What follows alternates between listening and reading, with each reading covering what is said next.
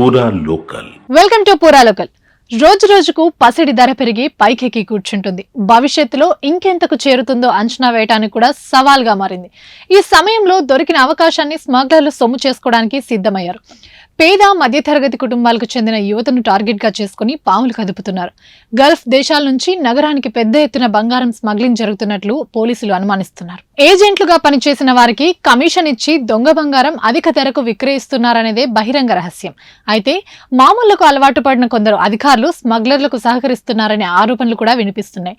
తాజాగా నగర శివార్లో ఉండే ఓ ఆటో డ్రైవర్ ఏజెంట్ సాయంతో పాస్పోర్ట్ కు దరఖాస్తు చేసుకోగా క్షేత్రస్థాయిలో పరిశీలనకు వెళ్లిన పోలీసులకు అసలు నిజాలు కంటపడ్డాయి. ఏజెంట్ చెప్పిన ప్రాంతానికి వెళ్లి అక్కడి నుంచి ప్యాకెట్ తీసుకొచ్చి ఇస్తే ప్రయాణ ఖర్చులు కమిషన్ ఇస్తానని ఆటో డ్రైవర్ కు ఆశ చూపినట్లు తేలిందని పోలీస్ అధికారి తెలిపారు.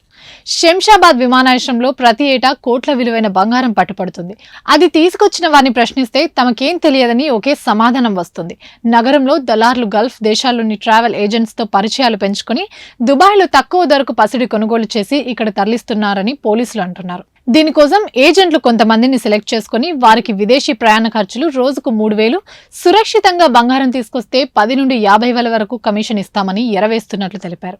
ఈ మేరకు ప్రస్తుతం ఇటువైపు పోలీసులు దృష్టి పెట్టినట్టు తెలుస్తుంది. ఇవి ఇప్పటి వరకు అప్డేట్స్. మరిన్ని అప్డేట్స్ కోసం చూస్తూనే ఉండండి పూరా లోకల్.